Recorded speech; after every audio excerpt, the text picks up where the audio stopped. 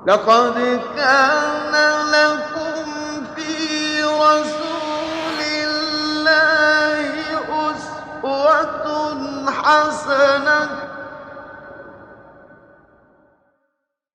اعوذ باللہ من الشیطان الرجیم بسم اللہ الرحمن الرحیم اللہم صلی علی محمد وعلی آل محمد کما صلیت علی ابراہیم وعلی آل ابراہیم انک حمید مجید اللہم بارک علی محمد وعلی آل محمد کما بارکت علی ابراہیم وعلی آل ابراہیم انک حمید مجید۔ حدیث نمبر 2833۔ حضرت سلیمان بن سرد کہتے ہیں کہ رسول اللہ صلی اللہ علیہ وسلم کے پاس دو آدمی گالی گلوچ کرنے لگے۔ ان میں سے ایک کو غصہ آ گیا اور اس کا چہرہ سرخ ہو گیا۔ رسول اللہ صلی اللہ علیہ وسلم نے اس کی طرف دیکھا اور فرمایا، مجھے ایک ایسے کلمے کا علم ہے اگر آدمی جو کہے تو اس کا غصہ ختم ہو جائے۔ یہ شخص کاش یہ کہے اعوذ باللہ من الشیطان الرجیم۔ رسول اللہ صلی اللہ علیہ وسلم کی بات سننے والا ایک آدمی کھڑا ہوا اور اسے کہا کہ تجھے پتہ ہے اللہ کے رسول نے ابھی کیا کہا ہے؟ آپ نے فرمایا ہے کہ میں ایسا کلمہ جانتا ہوں کہ اگر یہ آدمی کہے تو اس کا غصہ ختم ہو جائے، اور وہ کلمہ کیا ہے؟ اعوذ باللہ من الشیطان الرجیم۔ اب وہ آدمی کہنے لگا، آپ مجھے پاگل سمجھتے ہیں؟ واقعی وہ آدمی پاگل تھا۔ اگر وہ پاگل نہ ہوتا تو رسول اللہ صلی اللہ علیہ وسلم کی بات سن لیتا۔ بات آپ کو سمجھ آ گئی؟ دو آدمیوں میں جھگڑا ہوا، ایک آدمی غصے میں پاگل ہو رہا، تو رسول اللہ صلی اللہ علیہ وسلم اس کا علاج بتا رہے ہیں کہ اس کو چاہیے یا اعوذ باللہ من الشیطان الرجیم پڑھے۔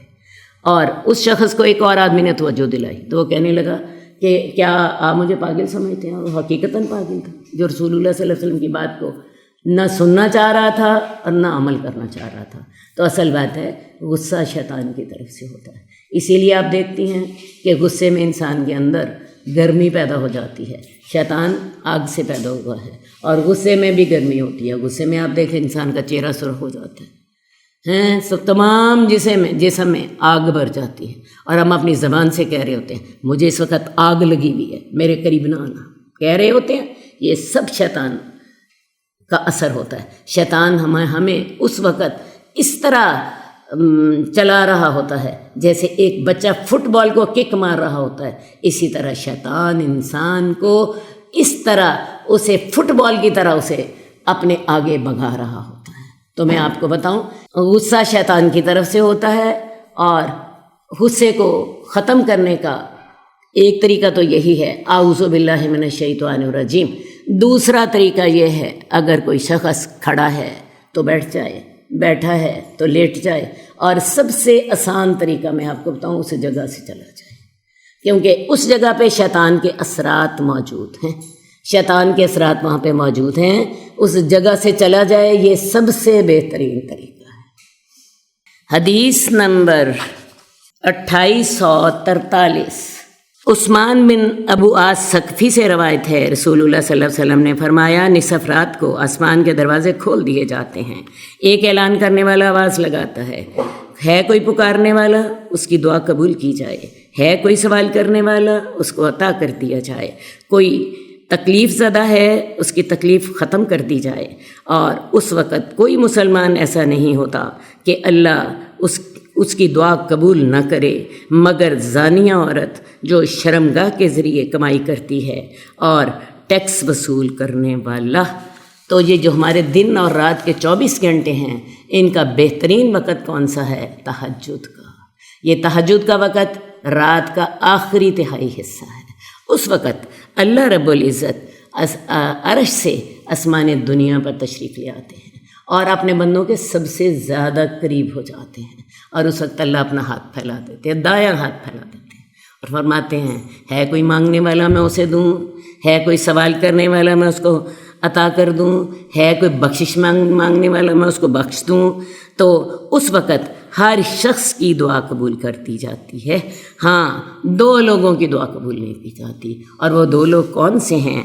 وہ ایک زانیہ عورت جو کہ اپنی شرمگاہ کے ذریعے کمائی کرتی ہے، استغفر اللہ استغفر اللہ استغفر اللہ، اس کی بخشش اس وقت نہیں ہوتی۔ اس کے علاوہ ٹیکس وصول کرنے والا۔ ٹیکس وصول کرنے سے کیا مراد ہے؟ آپ کو پتہ ہے ٹیکس کتنے جبر کے ساتھ وصول کیا جاتا ہے اور کتنے لوگ تنگ ہو کے ٹیکس دیتے ہیں۔ تو یہ دو لوگ جو ہیں ان کی بخشش کے علاوہ باقی سب کی بخشش ہو جاتی ہے۔ اب تہجد کے وقت آپ اٹھیں تو آپ کیا کریں؟ ایک طریقہ تو یہ ہے بِالْأَسْحَارِ هُمْ يَسْتَغْفِرُونَ، اور وہ سحریوں کے وقت استغفار کرتے ہیں۔ یہ قرآن مجید میں اللہ تعالیٰ نے نیک لوگوں کی صفت بتائی ہے۔ سحری کے وقت اٹھیں، اور وقت کون سا ہے؟ رات کا آخری تہائی حصہ، اور اس وقت استغفار کریں اور اللہ آپ کو توفیق دے، کھڑے ہو جائیں، اپنا بستر چھوڑ دیں، وضو کریں، اللہ کے حضور کھڑے ہو جائیں۔ اس وقت تنہائی ہوتی ہے، اس وقت خاموشی ہوتی ہے، اس وقت آپ کے اور اللہ کے درمیان کوئی حائل نہیں ہوتا، کوئی ٹیلی فون کی گھنٹی نہیں بجتی، کوئی تنگ کرنے والا آپ کو تنگ نہیں کرتا۔ آپ پورے سکون اور اطمینان کے ساتھ اپنے رب سے سرگوشیاں کر رہے ہوتے ہیں، اور میرے رب کو اپنے اس بندے پر بڑا ہی پیار آتا ہے۔ ایسا کیجئے، اس وقت اللہ آپ کو توفیق دے، 2 رکعتیں پڑھیے، 4 پڑھیے، 6 پڑھیے، 8 پڑھیے۔ اللہ کے رسول صلی اللہ علیہ وسلم کی عادت تھی کہ آپ عام طور پہ تہجد کی 2 سے لے کے 8 رکعات پڑھا کرتے تھے، اور اس کے بعد 3 وتر پڑھا کرتے تھے۔ ایک اور بات آپ کو بتاتی چلی جاؤں، آج کل جیسے مساجد میں عام طور پر لوگ نہیں جا رہے، اپنی تراویح کی نماز تہجد کے وقت ادا کیجیے، کیونکہ ان کا اصل وقت تہجد کے وقت ہے۔ صبح ایسا کیجیے، صبح سحری سے 1.5 گھنٹہ پہلے جاگ جائیے، اور اس وقت اپنے رب کو پکاریے، اور ان مصیبتوں میں جن میں ہم گرفتار ہیں اللہ سے دعا کیجیے، اللہ تعالیٰ آپ کی سنتے ہیں۔ باقی میں آپ کو ایک بات بتاؤں کہ رسول اللہ صلی اللہ علیہ وسلم جو ہیں تہجد کتنی لمبی پڑھتے تھے، یہ بھی میں آپ کو بتاتی چلی جاؤں۔ ایک دفعہ آپ نے تہجد کی نماز میں 2 رکعتوں میں سورہ بقرہ، سورہ آل عمران اور سورہ نساء 5.25 پارے پڑھے 2 رکعتوں میں۔ اندازہ کر لیجئے، کم از کم آپ کو 2.5 گھنٹے لگ گئے۔ سوچ لیجئے ہماری نمازیں کیسی ہوتی ہیں اور اللہ کے رسول کی نمازیں کیسی ہوتی تھیں۔ بہرحال تہجد فرائض کے بعد سب سے افضل عبادت ہے، اور اس کی وجہ یہ ہے کہ تہجد کے وقت میں 2 عبادتیں اکٹھی ہو جاتی ہیں، ایک نماز اور نمبر 2 قرآن کی تلاوت۔ تو 2 نمازیں اکٹھی ہو جاتی ہیں۔ تو نوافل میں سب سے بہتر عبادت تہجد ہے۔ حدیث نمبر 2840، عبداللہ بن مسعود بیان کرتے ہیں کہ رسول اللہ صلی اللہ علیہ وسلم بیت اللہ کے پاس نماز پڑھ رہے تھے۔ ابو جہل اور اس کے حواری وہاں بیٹھے ہوئے تھے۔ ایک دن قبل کچھ اونٹنیاں ذبح کی گئی تھیں۔ ابو جہل نے کہا، کون ہے جو ذبح شدہ اونٹنیوں کی اوجڑیاں اٹھا لائے اور محمد جب سجدہ کرے تو اس کے اوپر رکھ دے۔ ایک بدبخت ترین آدمی عقبہ بن معیط، بدبخت ترین آدمی، وہ اوجڑیاں اٹھا کر لے آیا۔ جب آپ نے سجدہ کیا تو اس نے آپ کے اوپر رکھ دیں۔ یہ دیکھ کر وہ تمام ہنسنے لگے اور ایک دوسرے پر گرنے لگے۔ عبداللہ بن مسعود کہتے ہیں، اگر میں قدرت والا ہوتا تو میں آپ کی پیٹھ سے ہٹا دیتا۔ اصل میں عبداللہ بن مسعود جو تھے یہ نچلے طبقے سے تعلق رکھتے تھے۔ ان کے پاس اتنی ہمت نہ تھی کہ یہ ان سرداروں کے مقابلے میں جا کے اسے ہٹا دیتے، لیکن اپنے دل میں دکھ کر رہے ہیں کہ اللہ کے رسول پر یہ تکلیف آئی ہے اور میں کچھ نہیں کر سک رہا۔ میں اگر صاحب قدرت ہوتا تو میں آپ کی پیٹھ سے ہٹا دیتا۔ رسول اللہ صلی اللہ علیہ وسلم سجدے میں پڑے رہے اور سر نہ اٹھایا۔ کسی آدمی نے جا کر حضرت فاطمہ رضی اللہ تعالیٰ عنہ کو اطلاع دی۔ وہ جو ابھی تک کم سنی تھیں آئیں، انہیں اٹھایا اور پھر ان پر متوجہ ہوئیں، انہیں برا بھلا کہا۔ جب نبی کریم نماز سے فارغ ہوئے تو بآواز بلند ان کے لیے بد دعائیں کی۔ یعنی اللہ کے رسول اتنی دیر تک سجدے میں پڑے رہے ہیں۔ آپ کو پتہ اونٹ کی اوجری بڑی بھاری ہوتی ہے، ہم بکرے کی اوجری دیکھتے ہیں وہی کتنی بھاری ہوتی ہے، اور وہ گند سے بھری ہوئی تھی تو وہ انہوں نے اللہ کے رسول پہ ڈال دی۔ حضرت فاطمہ کو کسی نے جا کے بتایا ہے، حضرت فاطمہ گھر سے آئی ہیں اور انہوں نے آ کے اٹھائی ہیں، اندازہ کریں کوئی آدھا گھنٹہ 20 منٹ تو لگ گئے ہوں گے، اور یہ لوگ اتنی دیر ہنس کے لوٹ پوٹ ہوتے رہے۔ رسول اللہ صلی اللہ علیہ وآلہ وسلم جب نماز سے فارغ ہوئے تو بآواز بلند آپ نے ان کے لیے بد دعا کی۔ آپ جب بد دعا کرتے تو 3 دفعہ بد دعا کرتے، اسی طرح جب رسول اللہ صلی اللہ علیہ وسلم اللہ سے سوال کرتے تو 3 دفعہ کرتے۔ آپ نے فرمایا اے اللہ تعالیٰ قریش کی گرفت کرتے۔ جب ان لوگوں نے آپ کی آواز سنی تو ان کی ہنسی رک گئی اور وہ خوف زدہ ہو گئے۔ اصل بات ہے قریش کو بھی پتہ تھا کہ جب بیت اللہ کے اندر کسی کے لیے بد دعا کی جاتی ہے تو بیت اللہ کا جو مالک ہے وہ بد دعا سنتا ہے، اس لیے جب رسول اللہ صلی اللہ علیہ وسلم نے ان کے لیے 3 دفعہ بد دعا کی تو وہ لوگ جو تھے خوف زدہ ہو گئے۔ پھر رسول اللہ صلی اللہ علیہ وسلم نے فرمایا اے اللہ، ابو جہل بن ہشام، عتبہ بن ربیعہ، شیبہ بن ربی، ولید بن عقبہ، امیہ بن خلف اور عقبہ بن عامر کا مواخذہ فرما۔ ایک 7ویں آدمی کا بھی آپ نے نام لیا تھا، عبداللہ بن مسعود کہتے ہیں، وہ مجھے یاد نہیں رہا۔ اس ذات کی قسم جس نے رسول اللہ صلی اللہ علیہ وسلم کو حق کے ساتھ بھیجا تھا، میں نے ان سب کو بدر والے دن گرا ہوا دیکھا، پھر انہیں گھسیٹ کر بدر کے کنویں میں ڈال دیا گیا۔ تو ان لوگوں نے 7 آدمیوں نے خوب اللہ کے رسول کی ہنسی اڑائی، ہنس کر لوٹ پوٹ ہو گئے، اور پھر یہ 7 آدمیوں پر اللہ کے رسول نے بد دعا کی، ہر ایک بدر کے کنویں میں ذلیل کر کے ڈال دیا گیا۔ یہ رسول اللہ صلی اللہ علیہ وسلم کی بد دعا کا اثر تھا۔ حدیث نمبر 2844 عمر بن عاص سے روایت ہے، رسول اللہ صلی اللہ علیہ وسلم نے سورہ ابراہیم کی یہ آیت تلاوت کی، اے میرے رب، انہوں نے بہت سے لوگوں کو گمراہ کر دیا، جو میری پیروی کرے گا وہ مجھ سے ہوگا۔ رب انہن اضللن کثیرا من الناس فمن تبعنی فانہ منی۔ اے میرے رب، ان بتوں نے بہت سے لوگوں کو گمراہ کیا، تو جو میری پیروی کرے گا وہ مجھ سے ہوگا۔ اور حضرت عیسیٰ نے فرمایا ان تعذبہم فانہم عبادک وان تغفر لہم فانک انت العزیز الحکیم۔ اے اللہ تعالیٰ، اگر تو میری امت کے لوگوں کو عذاب دے گا تو اللہ ان کو عذاب دے سکتا ہے، وہ تیرے بندے ہیں، انہوں نے تجھے ناراض کیا ہے، تو ان کو عذاب دے سکتا ہے، لیکن اگر تو ان کو معاف کر دے تو اللہ تعالیٰ تو زبردست اور حکمت والا ہے، تیرے سے کوئی یہ تو نہیں پوچھے گا کہ تو نے ان کو کیوں معاف کیا۔ تو حضرت عیسیٰ نے بھی اپنی امت کے لیے انڈائریکٹ دعا کی، اور حضرت ابراہیم نے بھی اپنی امت کے لیے انڈائریکٹ دعا کی۔ آپ نے جب یہ آیات پڑھیں تو آپ نے اپنے ہاتھ اٹھائے اور فرمایا اے اللہ میری امت، اللہم امتی امتی۔ آپ رونے لگ گئے۔ اللہ تعالیٰ نے فرمایا جبریل محمد کے پاس جاؤ، ان سے پوچھو، حالانکہ تیرا رب جانتا ہے، اس کے باوجود ان سے پوچھو آپ کیوں روتے ہیں۔ حضرت جبریل آپ کے پاس آئے، آپ نے انہیں ساری بات بتائی، حالانکہ اللہ رب العزت جانتے تھے۔ اللہ تعالیٰ نے فرمایا جبریل محمد کے پاس جاؤ اور اسے کہو کہ ہم تجھے تیری امت کے بارے میں راضی کر دیں گے اور تجھے کوئی تکلیف نہیں پہنچائیں گے۔ اب جب اللہ کے رسول نے یہ آیات پڑھی، ان تعذبہم فانہم عبادک وان تغفر لہم فانک انت العزیز الحکیم، یہاں پہ تو ذکر نہیں ہے، دوسری احادیث میں آتا ہے آپ روتے رہے ساری رات، یہی عبادت، یہی آیت پڑھتے رہے ساری رات، ایک آیت پڑھتے ہوئے گزارتی، اور اپنی امت کے غم میں روتے رہے۔ حضرت جبریل کے ذریعے اللہ تعالیٰ نے پیغام بھیجا کہ ہم تجھے تیری امت کے بارے میں راضی کر دیں گے۔ اور اللہ تعالیٰ امت کے بارے میں کیسے راضی کریں گے؟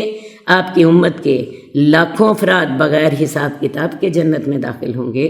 اس کے علاوہ حشر کے میدان میں سب سے پہلے آپ کی امت کا حساب کتاب ہوگا۔ اس کے علاوہ جنت کی آبادی کا 2/3 حصہ آپ کی امت کے افراد ہوں گے۔ لیکن ایک بات ضرور یاد رکھیے، آپ کے نبی آپ کے غم میں ساری رات روتے رہے۔ کبھی آپ کو بھی خیال آیا ہے کہ میں اپنے نبی کے لیے ساری رات روتی رہوں اور میں ساری رات اللہ کے رسول پر درود بھیجتی رہوں؟ ذرا غور کر لیجئے، اللہ کے نبی تو اپنی امت کے لیے ساری رات روتے رہیں، اور ہم اپنے نبی کی حدیثوں سے غافل، اور ہم اپنے نبی کی سنتوں سے غافل، اور ہم اپنے نبی کی ذات سے غافل۔ سوچ لیجئے، غور کر لیجئے۔ حدیث نمبر 2845، حضرت انس سے روایت ہے، رسول اللہ صلی اللہ علیہ وسلم نے فرمایا 3 دعائیں رد نہیں کی جاتی، والد کی دعا، روزے دار کی دعا، اور مسافر کی دعا۔ تو یہ 3 دعائیں جو ہوتی ہیں، والد اپنے اولاد کا جنت کا بہترین دروازہ ہے، اور جب والد اپنے اولاد کے لیے دعا کرتا ہے اللہ ضرور دعا قبول کرتا ہے۔ اس لیے والد کی بد دعا سے ضرور بچیے، والد کی دعا کو حاصل کرنے کی کوشش کیجیے۔ بڑھاپے میں ماں باپ بیمار ہو جاتے ہیں، کمزور ہو جاتے ہیں، چڑچڑے ہو جاتے ہیں، بعض اوقات انہیں کسی بات کی سمجھ نہیں آ رہی ہوتی، لیکن یاد رکھیے انہوں نے آپ کو اس وقت سنبھالا تھا جب آپ کمزور تھے، جب آپ کسی قابل نہیں تھے۔ اب اگر آپ جوان ہیں اور وہ کمزور ہیں، آپ کا فرض بنتا ہے، انہوں نے جتنی محبت سے آپ کو پالا تھا اتنی محبت سے آپ نے ان کو پالنا ہے۔ اور یہ وہ دعا یاد رکھیے، رب ارحمہما کما ربیانی صغیرا، اے اللہ تعالیٰ ان پر اتنا رحم فرما جتنی رحمت سے انہوں نے مجھے بچپن میں پالا تھا۔ اب آپ طاقتور ہیں، وہ کمزور ہیں، بچپن میں آپ کمزور تھے، وہ طاقتور تھے، انہوں نے آپ کو بڑی محبت سے آپ کے کسی مطالبے کے بغیر انہوں نے آپ کو پالا تھا، ان کے اس احسان کا بدلہ دینا ہے۔ نمبر 2، روزے دار کی دعا۔ انسان روزہ رکھتا ہے صرف اللہ کی خاطر، اور اللہ فرماتے ہیں الصوم لی وانا اجزی بہی، روزہ صرف میری خاطر میرے بندے نے رکھا، اس کی جزا میں ہی دوں گا۔ لہذا روزے دار جب بھی دعا کرتا ہے اللہ اس کی دعا قبول کرتا ہے۔ اب یہ دعا کس وقت کریں؟ ویسے تو سارا دن ہی آپ کر سکتے ہیں اس حدیث کے مطابق، لیکن کچھ مخصوص اوقات بھی ہیں۔ افطاری سے قبل کی دعا جو ہوتی ہے وہ ضرور قبول ہوتی ہے، اسی طرح تہجد کے وقت کی دعا ضرور قبول ہوتی ہے، ان سے فائدہ اٹھائیے۔ مسافر کی دعا رد نہیں ہوتی، کیونکہ مسافر سفر کر رہا ہوتا ہے اور اپنے گھر میں مقیم نہیں ہوتا، اس وقت بھی اللہ تعالیٰ دعا قبول کرتے ہیں۔ اسی طرح جو اللہ کا کثرت سے ذکر کرے اللہ تعالیٰ اس کی دعا بھی رد نہیں کرتے۔ مظلوم کی دعا کے درمیان اور اللہ کے عرش کے درمیان کوئی حجاب نہیں ہوتا۔ عادل حکمران کی دعا بھی اللہ تعالیٰ رد نہیں کرتے۔ حرام کمانے والے کی دعا قبول نہیں ہوتی، جو مرضی کر لے۔ حرام کمانے والا حج کے میدان میں عرفات کے میدان میں چلا جائے اور وہاں جا کے اللہ سے دعا کرے، حدیث میں آتا ہے اس کا کھانا حرام، اس کا پینا حرام، اس کا لباس حرام، اس کی دعا کیسے قبول کی جائے؟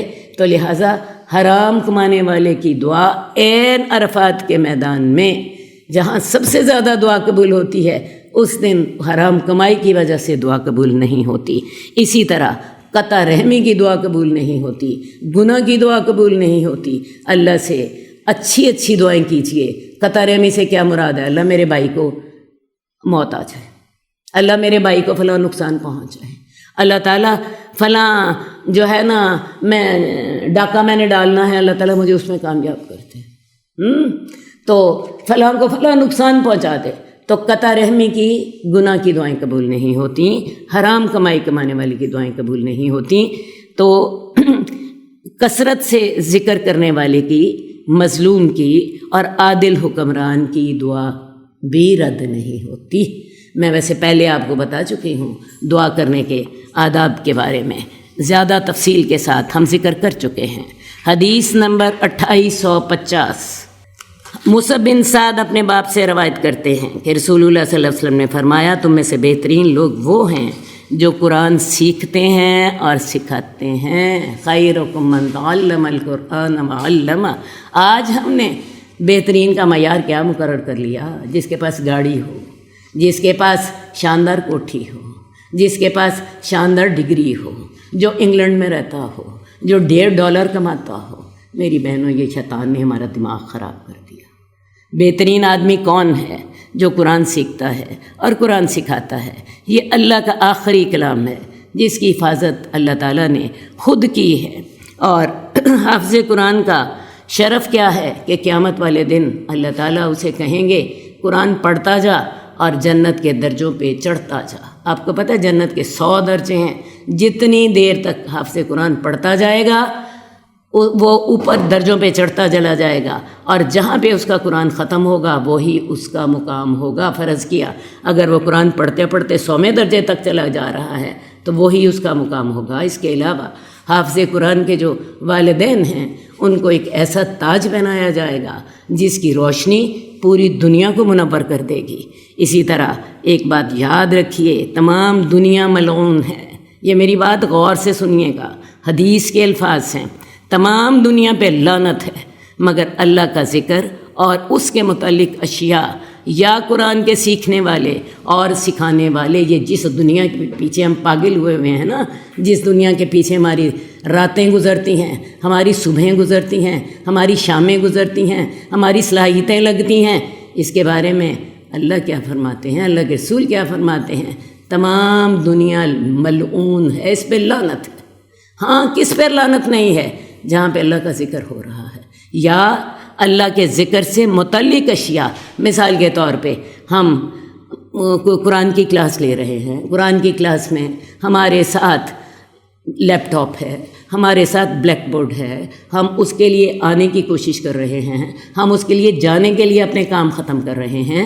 جو چیز قرآن کے اللہ کے ذکر قرآن سے ریلیٹڈ ہے وہ ملعون نہیں ہے، اور جو قرآن کے سیکھنے والے ہیں یا قرآن کے سکھانے والے ہیں یا قرآن کے سیکھنے سے ریلیٹڈ اشیاء ہیں وہ ملعون نہیں ہیں۔ اس کے علاوہ ساری چیزیں ملعون ہیں۔ یاد کر لیجئے، ایک دفعہ نہیں 10 دفعہ، 10 دفعہ یاد کر لیجئے اس بات کو۔ ایسا نہ ہو آنکھیں بند ہو تو ہم سوچیں دماغ خراب ہو گیا ہمارا، ہم کن باتوں میں ہم نے اپنی زندگی گزار دی۔ تو یہ الفاظ میں دوبارہ دہرا دیتی ہوں، تمام دنیا ملعون ہے مگر اللہ کا ذکر، جہاں پہ اللہ کا ذکر ہو رہا ہے، کوئی مساجد بن رہی ہیں، کوئی مدارس بن رہے ہیں، کوئی اللہ کو خوش کرنے والے کام ہو رہے ہیں، یا قرآن مجید کے سیکھنے والے یا سکھانے والے یا اللہ کے ذکر اور اس سے ریلیٹڈ چیزیں، اس سے ریلیٹڈ کمرے ہیں، اس سے ریلیٹڈ میزیں ہیں، اس سے ریلیٹڈ لیپ ٹاپ ہیں، اس سے ریلیٹڈ آپ کا لاؤڈ اسپیکر ہے، اس سے ریلیٹڈ آپ کے علوم ہیں، آپ کی کتب ہیں، یہ ساری چیزیں جو ہیں یہ ملعون نہیں ہیں۔ سوچ لیجیے ہم نے اپنی اولادوں کو کن مصیبتوں میں گرفتار کیا ہوا ہے۔ حدیث نمبر 2855، ام ہانی بنت ابو طالب رضی اللہ تعالیٰ عنہ بیان کرتی ہیں کہ رسول اللہ صلی اللہ علیہ وسلم میرے پاس سے گزرے، میں نے کہا اللہ کے رسول میں بوڑھی اور کمزور ہو گئی ہوں، آپ مجھے ایسا عمل بتائیے جو میں بیٹھ کر کر سکوں۔ ام ہانی رسول اللہ صلی اللہ علیہ وسلم کی چچا زاد بہن ہیں، حضرت علی کی بڑی بہن۔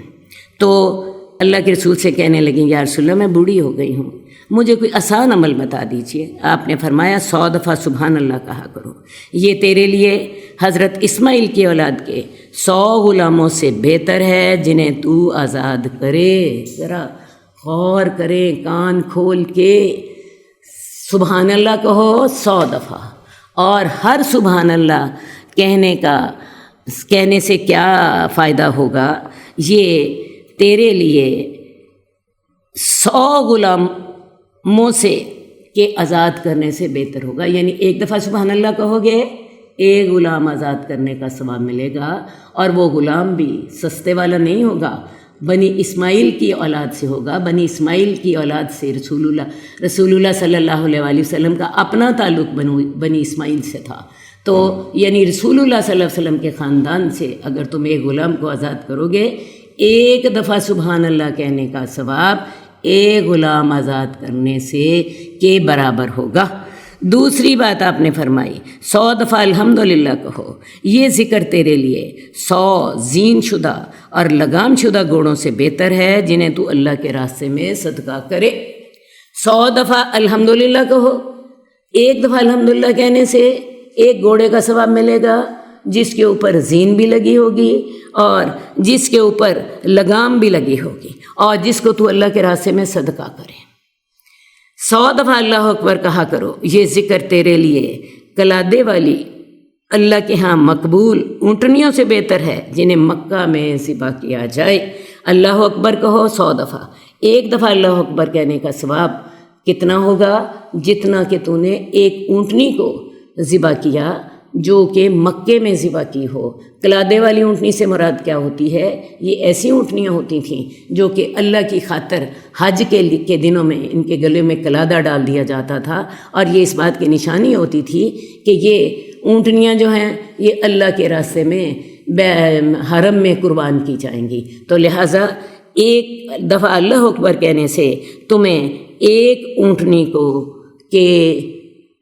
اونٹنی کا ثواب ملے گا جس کو مکے میں ذبح کیا جائے۔ اور لا الہ الا اللہ 100 دفعہ کہو۔ یہ ذکر آسمان اور زمین کے درمیانی خلا کو ثواب سے بھر دے گا، اور اس دن اس عمل کے مقابلے میں کوئی اور عمل ایسا نہیں ہوگا جو آسمان کی طرف بلند ہو سوائے اس آدمی کے عمل کے جو کہ اس طرح کا عمل کرے۔ میں کہتی ہوں اللہ تعالیٰ نے تو یوں ہیرے اور موتی اور دنیا کی ساری نعمتیں ہمارے لیے بکھیر دی ہیں۔ کسی شخص کو غلام آزاد کرنے کا ثواب مل رہا ہے، کسی کو گھوڑے کے آزاد کرنے کا ثواب مل رہا ہے، کسی کو اونٹنی ذبح کرنے کا ثواب مل رہا ہے، اور کسی کو جو ہے بہترین عمل کا ثواب مل رہا ہے۔ تو یہ تمام یہ حدیث جو ہے یہ میں آپ کے سامنے ایک دفعہ دوبارہ دہرا دیتی ہوں۔ میں بوڑھی ہو گئی ہوں، مجھے کوئی آسان عمل بتائیے۔ سبحان اللہ بنی اسماعیل کا غلام آزاد کرنے سے بہتر ہے۔ 100 دفعہ سبحان اللہ کہیں گے 100 بنی اسماعیل کے غلام آزاد کرنے کا ثواب ملے گا۔ 100 دفعہ الحمدللہ کہیں گے 100 زین پوش گھوڑے کے صدقے سے بہتر ہے۔ ایک دفعہ الحمدللہ کا ثواب ایک گھوڑے کے صدقے سے بہتر ہے۔ اسی طرح اللہ اکبر کہیں تو ایک دفعہ اللہ اکبر کہنے سے مکہ میں ذبح شدہ اونٹنی کے ثواب سے اللہ اکبر کا ثواب بہتر ہے۔ اور لا الہ الا اللہ زمین و آسمان کے درمیانی خلا کو بھر دے گا۔ بولو کون ان ہیروں اور جواہرات کو اکٹھا نہیں کرے گا؟ میں سوچتی ہوں وہ آدمی بدبخت ہے جو یہ باتیں نہ سنے اور نہ ان پر عمل کرے اور نہ ان سے اپنے دامن کو ان جواہرات سے بھرے۔ اس حدیث کو تو میں سوچتی ہوں ساری دنیا میں پھیلا دیں، 50,000 جگہوں پہ اس حدیث کو پھیلا دیں، لوگ جو ہیں اس سے فائدہ اٹھا لیں۔ اللہ تعالی ہماری یہ محنتیں قبول فرما۔ اللہ رب العزت ہمیں ان محنتوں کو کرنے کی توفیق، سچے دل سے کرنے کی توفیق عطا فرما، انہیں خالص اپنی رضا کے لیے قبول کر لے، اور اللہ میں انہیں ہمارے نامہ اعمال میں لکھ دے۔ حدیث نمبر 2860 عبداللہ بن عباس سے روایت ہے کہ ابو بکر صدیق نے کہا، اے اللہ کے رسول، آپ بوڑھے ہو گئے ہیں، کیا وجہ ہے؟ آپ نے فرمایا، سورہ ہود، سورہ واقعہ، سورہ مرسلات، سورہ نبا اور سورہ تکویر نے مجھے بوڑھا کر دیا ہے۔ قرآن مجید ہدایت ہے، شفا ہے، رحمت ہے، یہ انسان کی روحانی اور جسمانی بیماریوں کے لیے شفا ہے، لیکن یہ شفا تب ہوتی ہے جب اس کو سمجھ کر پڑھیں۔ اب حضرت ابو بکر صدیق نے رسول اللہ صلی اللہ علیہ وسلم سے کہا کہ یا رسول اللہ کیا بات ہے، آپ مجھے بوڑھے لگ رہے ہیں۔ تو رسول اللہ صلی اللہ علیہ وسلم نے فرمایا کہ اصل بات یہ ہے کہ سورہ ہود، سورہ واقعہ اور سورہ مرسلات، ان آیات نے مجھے بوڑھا کر دیا ہے۔ میں تھوڑی سی ان کی تفصیل آپ کو بتا دوں۔ سورہ ہود میں تمام انبیاء کے واقعات ہیں، اور ان انبیاء کی قوموں پر جو عذاب آئے اور جو انہوں نے اللہ کی نافرمانیاں کیں، تو جو ان کو اللہ تعالیٰ نے پھر سزائیں دیں، تو یہ صورت اس لحاظ سے خوفناک ہے۔ اسی طرح سورہ واقعہ میں اللہ تعالیٰ نے جنت اور دوزخ کا ذکر کیا ہے۔ سورہ مرسلات اور سورہ نبا میں بھی جنت اور دوزخ کا ذکر ہے۔ سورہ تکویر کے بارے میں حدیث میں آتا ہے کہ جو چاہتا ہے کہ وہ قیامت کو اپنی آنکھوں سے ہوتا ہوا دیکھے تو وہ سورہ تکویر پڑھ لیا کرے، اذا الشمس کورت۔ اس میں قیامت کے آغاز کے بارے میں اللہ تعالیٰ نے تفصیل دی ہیں۔ تو رسول اللہ صلی اللہ علیہ وسلم نے فرمایا کہ ان صورتوں نے مجھے بوڑھا کر دیا ہے۔ میں یہ جب سے صورتیں پڑھتا ہوں تو ان صورتوں کا جو اثر میرے اوپر پڑتا ہے اس کی وجہ سے میں بوڑھا ہو گیا ہوں۔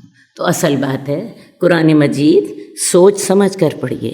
عرب لوگ جو تھے حالانکہ ان کی مادری زبان عربی تھی، اس کے باوجود اللہ تعالیٰ نے ان کے لیے رسول اللہ صلی اللہ علیہ وآلہ وسلم کو حکم دیا تھا یعلمہم الکتاب والحکمہ، اللہ کے رسول انہیں کتاب کی تعلیم دیں گے اور اس پر عمل کر کے دکھائیں گے۔ اور ہم لوگ جن کی مادری زبان عربی نہیں ہے تو انہیں تو ضرور ہی چاہیے کہ وہ قرآن مجید کو سوچ سمجھ کر پڑھیں تاکہ وہ ان کے دلوں پر اترے اور دل پہ اتر کر ان کے عمل کا حصہ بن جائے۔ تو لہٰذا میں آپ سے پہلے بھی کہتی رہتی ہوں اور اب بھی آپ سے کہتی ہوں کہ قرآن مجید کو ناظرہ پڑھیے، لیکن کب؟ جب آپ کو اس کا مفہوم آتا ہو۔ اب اس کا مفہوم آتا ہو تو پھر ناظرہ بھی پڑھ لیجیے، کیونکہ جب آپ ناظرہ پڑھیں گی آپ کو مفہوم آتا ہوگا تو آپ کو سمجھ بھی آ رہی ہوگی۔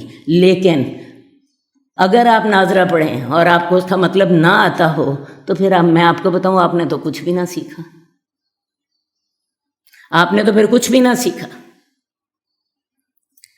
تو لہٰذا قرآن مجید کی روح یہ ہے کہ اسے سوچ سمجھ کر پڑھیں، لیکن افسوس ہمارے معاشرے میں قرآن مجید کو سمجھ کر پڑھنے والے افراد ختم ہو چکے ہیں۔